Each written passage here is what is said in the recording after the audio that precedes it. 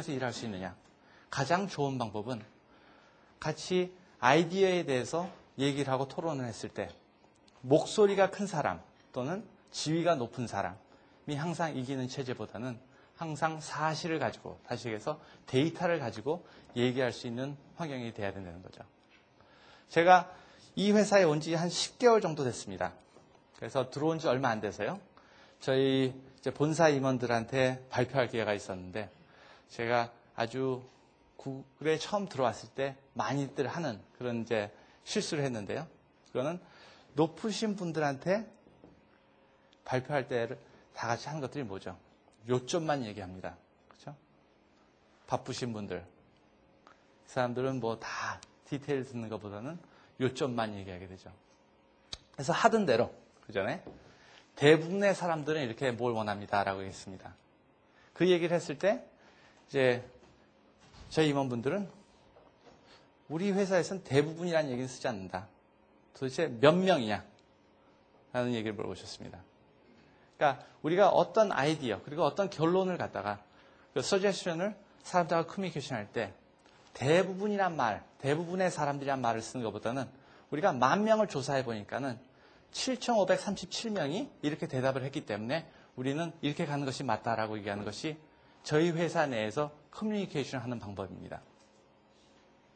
그러니까 그렇다라고 하면 모든 것이 사실 베이스로 이야기가 되고 결론이 졌을 때는 아무리 그 조직 자체가 속에서 파워틱스가 일어날 수 있는 조직이라도 그 사실 또는 팩트, 데이터를 통해 그런 부분을 다 우리가 정리할 수 있다는 거죠.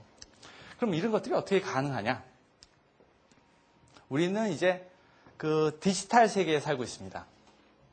이 디지털 세계는 발자국을 남깁니다. 여러분들도 이제 인터넷을 쓰시고 PC 쓰시면은 사실 마우스도 쓰시고 키보드 쓰시죠. 그리고 여러분들이 그 했던 행동 자체는 다 기록으로 남습니다. 그렇기 때문에 이제는 우리가 모든 결정을 하면서도 사용자에 대한 얘기를 할 때도 이제는 사용자의 패턴 자체를 하나의 데이터베이스로 얘기할 수가 있는 거죠. 그럼 그전에는 그것이 가능하지 않았느냐? 가능하지 않은 부분들이 많았습니다. 그렇죠? 그 전통적인 미디어 또 그리고 아날로그 세계에서 본다라고 하면 그럼 TV 광고를 도대체 몇 명이 봤는지에 대해서 우리가 정확하게 알 수 있는 방법은 없습니다. 서베이 또는 샘플링을 통해 갖고 어느 정도가 봤다라는 걸 다 예측을 하는 거죠. 그러나 이제 이 디지털 에라, 디지털 세계 자체가 조금 더 발전하면서 이제는 디지털 세계 자체가 기존에 있었던 트래디셔널 미디어 그리고 아날로그 세계까지도 이제는 트래킹을 할 수 있는 그런 하나의 메커니즘이 되고 있습니다. 다시 얘기해서 우리가 현대 자동차가 TV에다가 광고를 때렸다라고 했을 때 그 광고가 얼만큼 효율적이었냐 하는 것 자체가 옛날에는 서베이를 통해서 샘플링을 통해서 알 수 있었지만 이제는 그 광고의 효율성 자체가 그 광고가 나간 다음에 앞으로 5분 동안에 그 차에 대한 검색 결과가 얼만큼 인터넷에서 떴느냐 하는 것이 바로 비율로 나타나기 때문에 이제는 디지털을 통해서 아날로그에 대한 효율성까지도 이제는 관리할 수 있는 시대가 왔다는 거죠. 7번째, 제약이 창의력을 이끌어낸다. 여러분들 이거 보시니까 어떤 생각이 드시나요? 반대되는 얘기죠. 그렇죠? 창의력 그리고 제약 조건. 이게 도대체 어떤 관계가 있느냐? 사실 제약 조건이 없어야지만이 나한테 가려진 게 없으니까 훨씬 더 창의력을 가지고 새로운 것을 생각하고 만들어낼 수 있는 것이 아니야. 처음에 그게 가장 먼저 와닿는 느낌일 거예요. 그렇죠? 그렇지만 이런 식으로 한번 생각을 해보세요. 여러분들한테 제가 2가지 종이를 드립니다. 하나는 백지고요. 하나는 낙서가 막 돼 있는 용지입니다. 이 2 종이를 드리고 나서 제가 그 호랑이를 그려주세요. 라고 얘기했을 때 백지를 받은 사람은 내가 원하는 대로 호랑이를 그리면 됩니다. 그렇죠? 낙서가 그려져 있는 종이를 받은 사람은 그 낙서를 어떻게 피해가면서 호랑이를 잘 그려낼 건지에 대해서 할 수 없이 창의력을 만들어내야 되는 그런 위치에 가는 거죠. 그렇기 때문에 저희가 회사 내에서 그 어떤 목적을 준다. 그러니까 아까 우리 계속 이노베이션 얘기하면서 자율적으로 일을 해라라고 했는데 자율적으로 일을 하면서도 어떠한 제약 조건을 주지 않고 자율적으로 해라 라고 했을 때랑 제약 조건이 있는 숙제를 줬을 때랑 나오는 결과를 보면 제약 조건이 있는 것이 훨씬 더 창의력이 있는 작품이 나오게 됩니다. 그래서 검색의 예를 들어서 본다라고 했을 때 이 세상에서 가장 좋은 검색 엔진을 만들어 주십시오 라고 말씀을 드렸을 때요.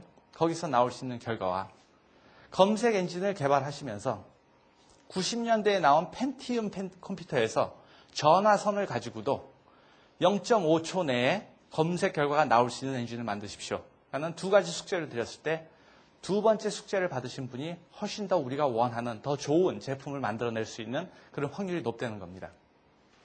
여덟 번째, 돈보다 사용자를 우선 생각해라.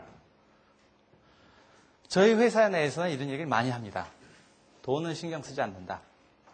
사용자에 대해서만 신경을 쓴다. 뭐냐? 모든 것에 대한 그 시작은 사용자입니다. 그리고 끝도 사용자라고 생각합니다. 사용자는 절대로 그 해답을 알고 있지는 않습니다. 그렇지만 문제에 대해서는 누구보다 잘 알고 있는 사람들이죠. 그러면 사용자가 만족을 했을 때는 거기에 대한 솔루션이 있다라고 볼 수 있는 거고요.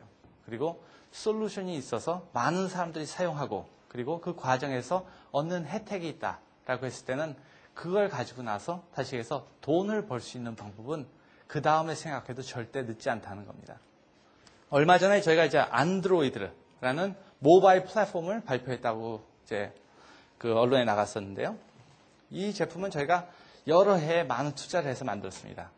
그리고 이 제품은 앞으로도 계속 무료로 모든 사람이 쓸 수 있게끔 이제 뿌리게 됩니다. 그러면은 이걸 통해 갖고 그 모바일 위에 있는, 그러니까 모바일 상에 데이터 서비스가 훨씬 더 활성화가 될 수 있을 거라고 생각하고요.